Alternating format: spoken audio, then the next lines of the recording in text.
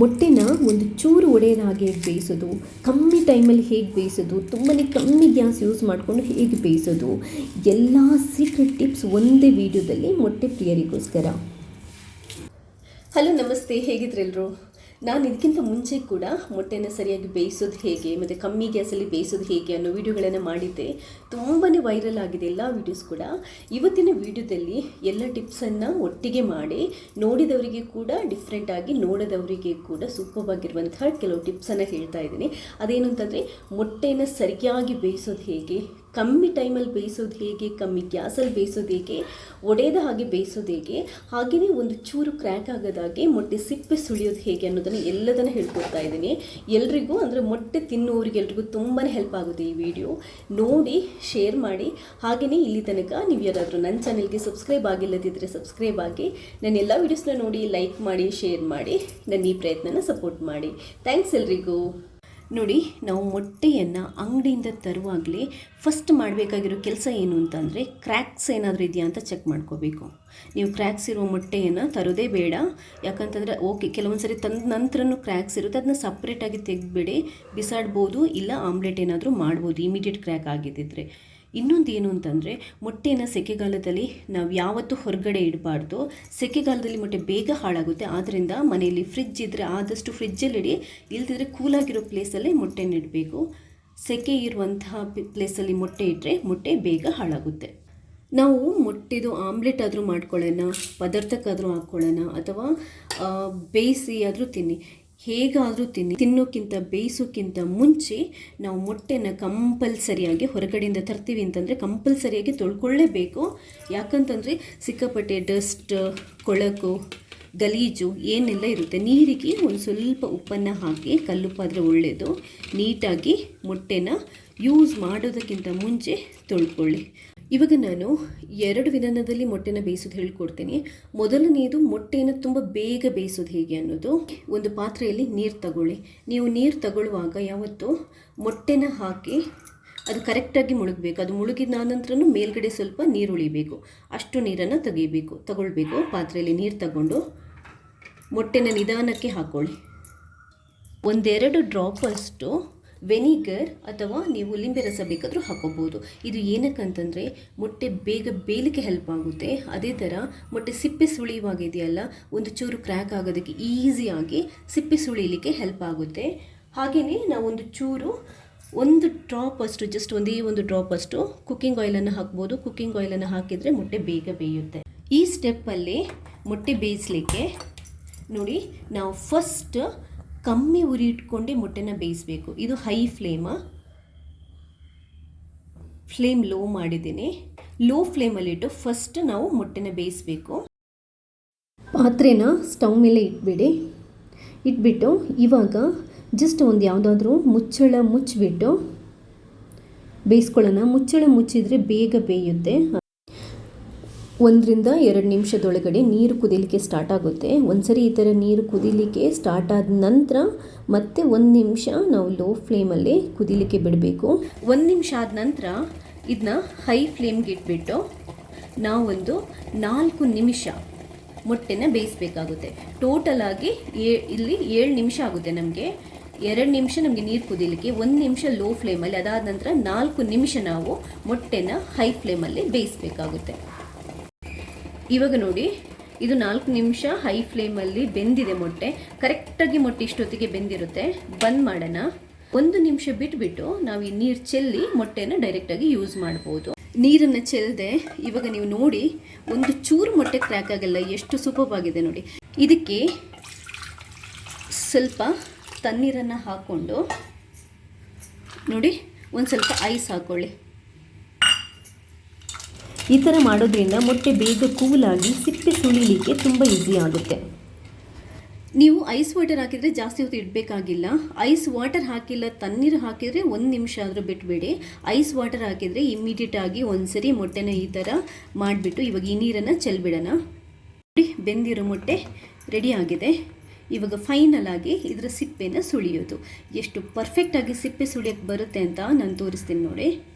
ಇವಾಗ ಒಂದು ಮೊಟ್ಟೆನ ತಗೊಂಡು ಫಸ್ಟ್ ಅದನ್ನ ಸ್ವಲ್ಪ ನೆಲಕ್ಕೆ ಈ ಥರ ಬಡಿದ್ಬಿಟ್ಟು ಕ್ರ್ಯಾಕ್ ಮಾಡ್ಕೋಬೇಕು.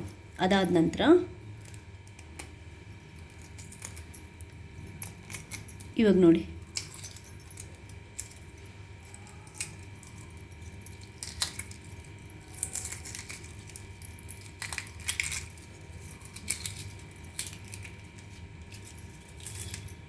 ನೋಡಿದ್ರಲ್ಲ, ಎಲ್ಲಾದರೂ ಕ್ರ್ಯಾಕ್ ಆಯಿತಾ? ಎಷ್ಟು ಸುಲಭವಾಗಿ ಸಿಪ್ಪೆ ಸುಳಿಲಿಕ್ಕಾಯಿತು ನೋಡಿ. ನೋಡಿ 4 ಮೊಟ್ಟೆ ಕೂಡ ಎಷ್ಟು ನೀಟಾಗಿ ಬಂದಿದೆ ಅಂತ, ಎಲ್ಲೂ ಒಂದು ಚೂರು ಕ್ರ್ಯಾಕ್ಸ್ ಇಲ್ಲ, ಎಷ್ಟು ಪರ್ಫೆಕ್ಟಾಗಿ ಬಂದಿದೆ ನೋಡಿ. ಈ ಮೊಟ್ಟೆ ಬೇಯಿಸಲಿಕ್ಕೆ ನಾವು ಟೋಟಲ್ ಆಗಿ ತಗೊಂಡಿರೋದು 7 ರಿಂದ 8 ನಿಮಿಷ. 2 ನಿಮಿಷ ಲೋ ಫ್ಲೇಮು, 4 ನಿಮಿಷ ಹೈ ಫ್ಲೇಮು, 1 ನಿಮಿಷ ನಾವು ಬಿಸಿನೀರಲ್ಲಿ ಬಿಟ್ವಿ. ಅದಾದ ನಂತರ ಐಸ್ ವಾಟರ್ ಹಾಕಿ ಸಿಪ್ಪೆನ ತೆಗೆದಿರೋದು. ಸೊ ಇದು ಮೊಟ್ಟೆನ ಪರ್ಫೆಕ್ಟಾಗಿ ಬೇಯಿಸುವಂತಹ, ಕಮ್ಮಿ ಟೈಮಲ್ಲಿ ಬೇಯಿಸುವಂತಹ ಒಂದು ಸೂಪರ್ ಮೆಥಡ್. ಇದೀವಾಗ ಕಮ್ಮಿ ಗ್ಯಾಸಲ್ಲಿ ಮೊಟ್ಟೆನ ಬೇಯಿಸುವ ಒಂದು ಟಿಪ್ಸ್. ಕಮ್ಮಿ ಗ್ಯಾಸಲ್ಲಿ ಮೊಟ್ಟೆನ ಬೇಯಿಸ್ಕೊಳ್ಳುವಾಗ ನಾವು ಮೊಟ್ಟೆನ ಫಸ್ಟ್ ನೀರಲ್ಲಿ ಹಾಕಿಡಲಿಕ್ಕಿಲ್ಲ. ನೀರನ್ನು ಕುದಿಸಿಕೊಂಡು ಅದಾದ ನಂತರ ನೀರು ಕುದಿದ ನಂತರ ನಾವು ಮೊಟ್ಟೆನ ನಿಧಾನಕ್ಕೆ ಹಾಕೊಳ್ಳುವಂಥದ್ದು. ನೀರನ್ನು ಕುದಿಲಿಕ್ಕೆ ಇಡೋಕ್ಕಿಂತ ಮುಂಚೆ ಒಂದು ಸ್ವಲ್ಪ ವೆನಿಗರ್, ಆಮೇಲೆ 1-2 ಡ್ರಾಪ್ ಕುಕ್ಕಿಂಗ್ ಆಯಿಲ್ ಹಾಕಿಬಿಟ್ಟು ಕುದಿಲಿಕ್ಕಿಡೋಣ. ನಾನು ಆವಾಗಲೇ ಹೇಳ್ದಂಗೆ ಸಿಪ್ಪೆ ಸುಳಿಲಿಕ್ಕೆ ಹೆಲ್ಪ್ ಆಗುತ್ತೆ, ಬೇಗ ಬೇಯಲಿಕ್ಕೆ ಹೆಲ್ಪ್ ಆಗುತ್ತೆ. ಈ ವಿಧಾನದಲ್ಲಿ ನಾವು ಹೈ ಫ್ಲೇಮೇ ಇಟ್ಟು ನೀರನ್ನು ಕುದಿಸುವಂಥದ್ದು. ಹೈ ಫ್ಲೇಮಲ್ಲಿ ನಾನು ನೀರನ್ನು ಕುದಿಲಿಕ್ಕೆ ಇಡ್ತಾ ಇದ್ದೇನೆ. ನೋಡಿ, ನಾವು ನೀರನ್ನು ಕುದಿಲಿಕ್ಕೆ ಇಟ್ಟಿದ್ದೀವಲ್ಲ, ಆ ನೀರು ಚೆನ್ನಾಗಿ ಕುದೀತಾ ಇದೆ. ಇವಾಗ ನಾವು ಮೊಟ್ಟೆನ ಹಾಕಬೇಕು, ಬಟ್ ಬಿ ಕೇರ್ಫುಲ್. ಮೊಟ್ಟೆ ಹಾಕೋಕ್ಕಿಂತ ಮುಂಚೆ ಫ್ಲೇಮನ್ನು ಕಮ್ಮಿ ಮಾಡ್ಕೊಳ್ಳಿ. ಕಮ್ಮಿ ಮಾಡ್ಕೊಂಡಾದ ನಂತರ ಇವಾಗ ನೋಡಿ, ಈ ಥರ ಸ್ಪೂನಲ್ಲಿ ಮೊಟ್ಟೆನ ತೆಗೆದುಬಿಟ್ಟು ನಾವು ನಿಧಾನಕ್ಕೆ ಬಿಡಬೇಕು. ನಿಧಾನಕ್ಕೆ ಒಂದೊಂದೇ ಮೊಟ್ಟೆನ ಹಾಕೋಬೇಕು.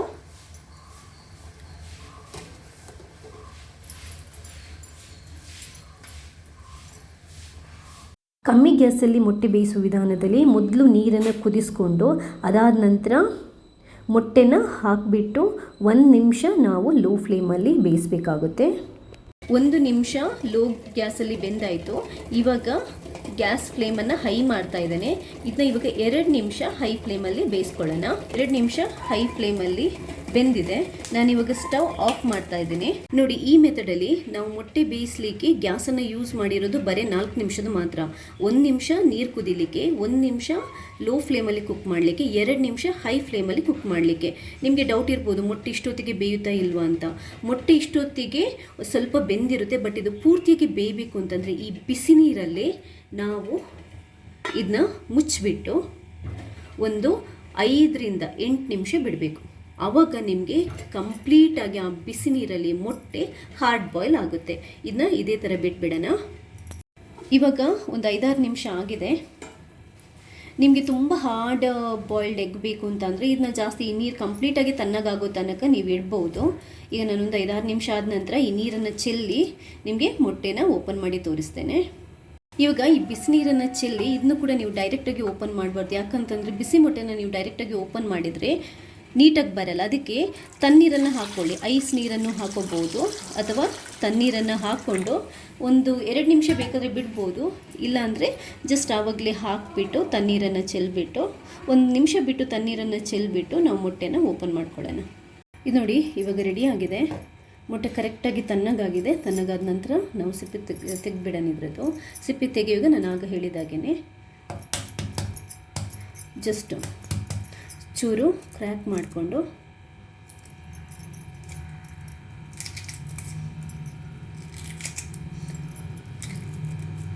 ನೋಡಿ, ಆರಾಮ್ಸೆ ಬರುತ್ತೆ. ಈಗ ನೋಡಿ, ಇದನ್ನು ಕಮ್ಮಿ ಗ್ಯಾಸಲ್ಲಿ ಪರ್ಫೆಕ್ಟಾಗಿ ಬೇಯಿಸಿರುವಂತಹ ಮೊಟ್ಟೆ ಲೈವ್ ಆಗಿ ತೋರಿಸ್ತಾ ಇದ್ದೀನಿ. ಎಲ್ಲೂ ಒಂದು ಚೂರು ಕ್ರ್ಯಾಕ್ ಇಲ್ಲ, ಹಾರ್ಡ್ ಬಾಯ್ಲ್ ಆಗಿದೆ, ಸೂಪರ್ ಆಗಿದೆ. ಇದನ್ನ ಬೇಯಿಸಲಿಕ್ಕೆ ನಾವು ಆಲ್ಮೋಸ್ಟ್ ಒಂದು 4 ನಿಮಿಷದಷ್ಟು ಗ್ಯಾಸನ್ನು ಯೂಸ್ ಮಾಡಿದ್ವಿ. ನೋಡಿದ್ರಲ್ಲ ಎಷ್ಟು ಪರ್ಫೆಕ್ಟಾಗಿ ನಾವು ಮೊಟ್ಟೆನ ಬೇಯಿಸ್ಕೊಂಡ್ವಿ ಅಂತ. ನೋಡಿ, ಕರೆಕ್ಟಾಗಿ ಬಾಯ್ಲ್ ಆಗಿದೆ ಕೂಡ.